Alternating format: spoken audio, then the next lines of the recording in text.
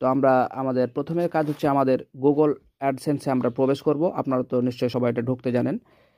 তো দেখতে পাচ্ছেন আমার কিন্তু গুগল অ্যাডসেন্সে প্রবেশ করলাম। তারপর দেখতে পাচ্ছেন এখানে আমাদের যে পেজটা দেখতে পাচ্ছেন এখানে সেটা ওপেন হয়েছে আমারটা। তো এখন আমাদের কাজ হচ্ছে আমরা ব্যাংক অ্যাকাউন্ট কীভাবে করে আমরা যোগ করব। তো ব্যাংক অ্যাকাউন্ট যোগ করার জন্য আমরা এখানে একটি অপশান দেখতে পাচ্ছেন যে অ্যাড পেমেন্ট মেথড।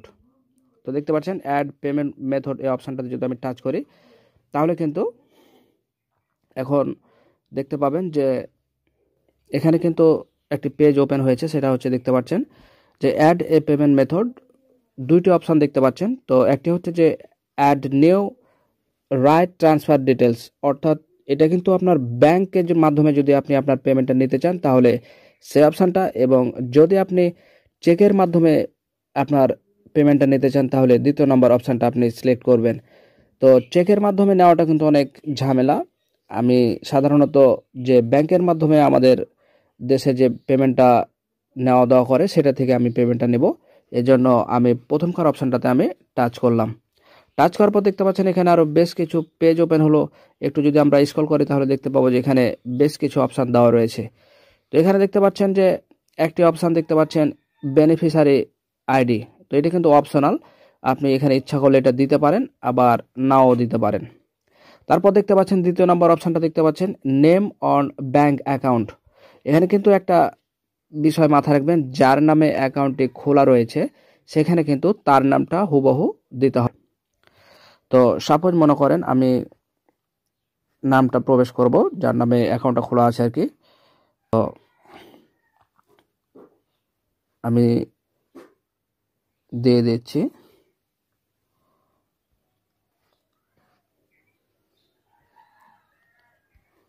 আপনারা দিয়ে দিবেন আপনাদের যেটা নাম হবে সেটা কিন্তু সবগুলো বড় হাতে দিয়ে দিবেন।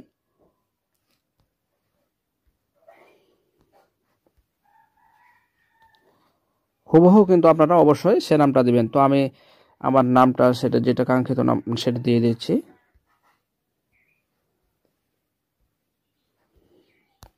দেখেন আমি কিন্তু নাম দেওয়া আমার কমপ্লিট। তারপর দেখতে পাবেন এখানে দ্বিতীয় নম্বর যে অপশানটা দেখতে পাবেন সেটা হচ্ছে ব্যাংক নেম, অর্থাৎ আপনার অ্যাকাউন্টটি যে আপনার ব্রাঞ্চে খোলা রয়েছে, অর্থাৎ যে ব্যাংকে, যদি আপনার ইসলামী ব্যাংকে হয় তাহলে ইসলামী ব্যাংকে, যদি সোনালী ব্যাংকে থাকেন তাহলে সোনালী ব্যাংকের ফুল নামটা দেবেন। ফুল নাম বলতে এখানে বোঝাচ্ছি যে যেমন সোনালী ব্যাংকের ফুল নাম হচ্ছে সোনালী ব্যাংক লিমিটেড, আবার যদি ইসলামী ব্যাংকের হয় তাহলে কিন্তু ইসলামী ব্যাংক বাংলাদেশ লিমিটেড, এরকম কিন্তু ফুল নামটা আপনাকে দিতে হবে। তো আমার ব্যাংকের নাম হচ্ছে যে সোনালী ব্যাংক লিমিটেড। তো আমি সোনালী ব্যাংক লিমিটেড আমি এখানে নামটা বসিয়ে দিলাম। তারপর এখানে দেখতে পাচ্ছেন যে সুইফট বিআইসি, অর্থাৎ প্রত্যেকটা ব্যাংকের কিন্তু একটা সুইফট কোড থাকে। আপনি যে আপনার শাখাতে আপনি ব্যাংক অ্যাকাউন্টটা খুলেছেন সেখানে গিয়ে যদি আপনি বলেন যে আমার সুইফট কোড লাগবে তাহলে কিন্তু তারা দিয়ে দিবে। আপনি সব জনকে জিজ্ঞেস করলে পাবেন না, কিন্তু আপনি যদি ব্যাংক ম্যানেজারের কাছে যান তাহলে অবশ্যই কিন্তু তারা আপনাকে সুইফট কোডটা দিয়ে দেবে। বা আপনি যদি প্রত্যেক ব্যাংকের যে বাণিজ্য শাখাটা রয়েছে, অর্থাৎ বিদেশ থেকে টাকা লেনদেন করে সেই শাখাতে গিয়ে যদি আপনি জিজ্ঞেস করেন তাহলে কিন্তু আপনাকে তারা দিয়ে দিবে যে সুইফট কোডটা। তো আমি এখন সুইফট কোডটা এখানে বসিয়ে দেব। এটা দেখতে পাচ্ছেন আমি এখানে আমার ব্যাংকের সুইফট কোডটা আমি এখানে বসিয়ে দিলাম। এরপরে নিচের যে অপশানটা অ্যাকাউন্ট নাম্বার দেখতে পাচ্ছেন। প্রিয় দর্শক, একটা কথা না বললেই নয়, এই যে আপনারা দেখতে পাচ্ছেন অ্যাকাউন্ট নাম্বার যে অপশানটা রয়েছে, আপনারা এখানে যখন আপনাদের ব্যাংক অ্যাকাউন্ট নাম্বারটি আপনারা যোগ করবেন তখন একটা বিষয় কিন্তু অবশ্যই মাথায় রাখবেন। আপনারা কিন্তু বেশ কয়েকবার কিন্তু আপনারা কিন্তু রিভাইজ করবেন যে আপনার নাম্বারটা ঠিক আছে কিনা। তারপর আপনারা যখন নাম্বারটা যখন বসাবেন তখন আপনারা দেখতে পাচ্ছেন দ্বিতীয় নাম্বার যে ঘরটি রয়েছে যে রিটাইপ অ্যাকাউন্ট নাম্বার।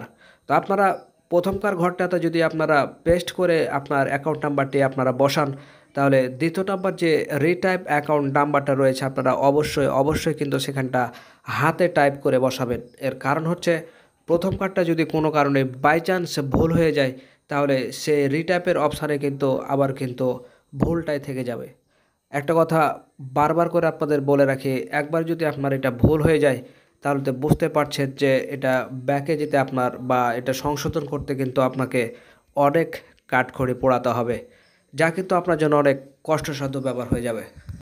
এবং আরেকটি কথা আপনাদের সুবিধার জন্য বলে রাখি, আপনারা যে অ্যাকাউন্ট নাম্বারটি আপনারা বা হিসাব নাম্বারটা যেখানে বসাবেন, তো আপনারা এই হিসাবটা বা অ্যাকাউন্ট যে নাম্বারটা আপনারা দেবেন তা কিন্তু অবশ্যই অনলাইন নাম্বার দেবেন। অর্থাৎ কোনো ছোটোখাটো ব্যাংকের নাম্বার যদি আপনারা দিয়ে দেন, সেখানে যদি অনলাইন না হয় তাহলে কিন্তু আপনার ব্যাংক অ্যাকাউন্টে টাকা ঢুকবে না।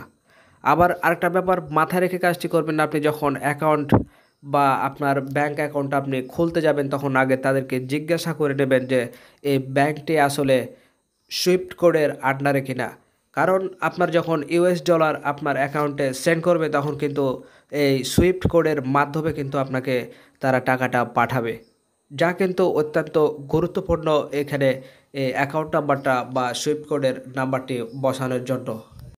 তবে খুশির কথা একটা আপনাদের বলে রাখি, যদি কোনো কারণে বাই চান্স ভুল হয়ে যায় তবে টেনশনের খুব বেশি কারণ নেই, আপনি চাইলেই কিন্তু আপনি এটা পরিবর্তন করতে পারবেন।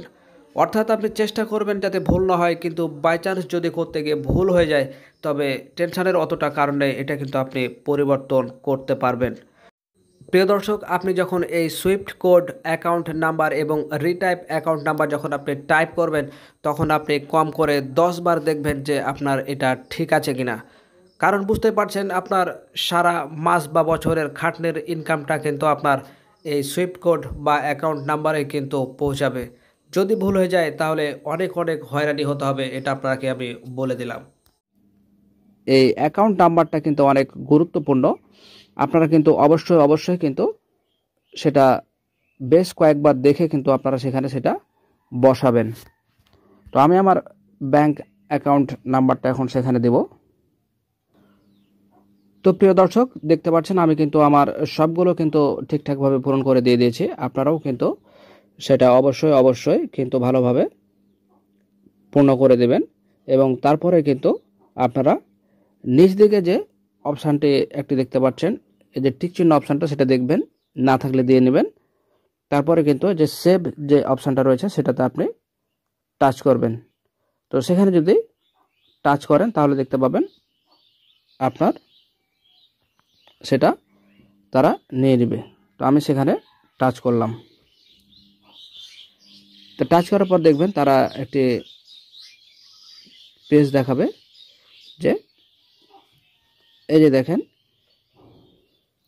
আপনি যদি এটা পরবর্তীতে চেঞ্জ করেন তাহলে কিন্তু এই যে ম্যানেজ পেমেন্ট মেথড, অর্থাৎ যদি আপনি পরবর্তীতে চেঞ্জ করার প্রয়োজন মনে করেন তাহলে কিন্তু সেখানে আপনি এটা চেঞ্জ করতে পারবেন।